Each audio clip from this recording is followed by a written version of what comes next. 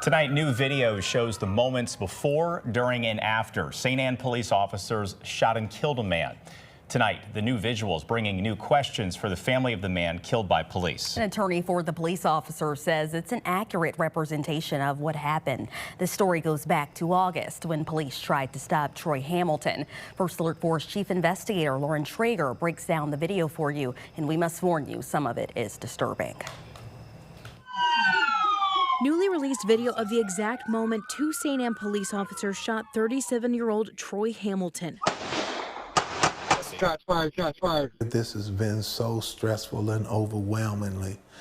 We're still anxious, we're still depressed. But on top of dealing with his son's death, Hamilton's father, Charles Hamilton, says he's disheartened by a 15-minute edited video released by the North County Police Cooperative Wednesday. We don't see anything that showed anything threatening.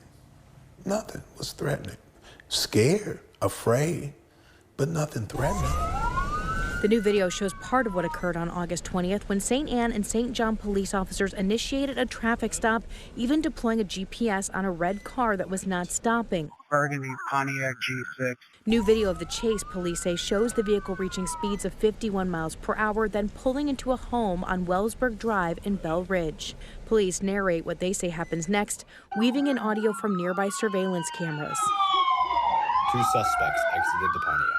The driver ran from the car while gripping its waistband and onto the front porch. The St. Anne police officers continued their pursuit on foot. At this point, during the physical struggle, the driver produced a firearm and pointed the firearm at the St. Anne officers.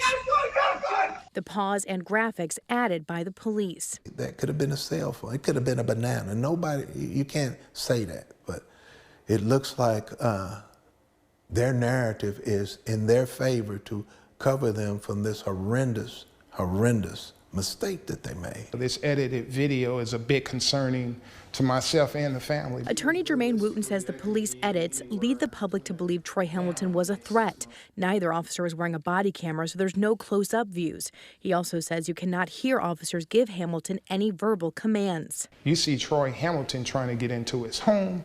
You're seeing him being thrown down.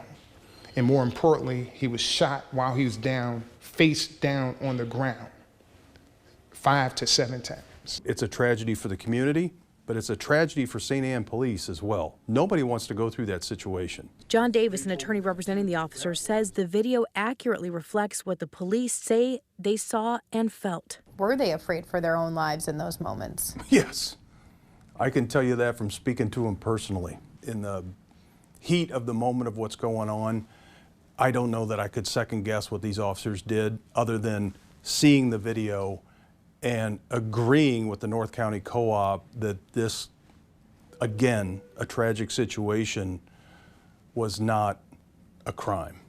The video also released photos of a gun recovered, police say, from underneath Hamilton's body, and showed photos of drugs they say they recovered from his car. Those layers of transparency helps the public understand that it wasn't something nefarious. The family says they still want to see all of the evidence for themselves. The FBI is also reviewing this case at the request of the North County Co-op. So too is the St. Louis County prosecutor. You can find that full 15-minute edited video released by the police on the First Alert 4 News app. I'm Lauren Traeger. First Alert 4 investigates.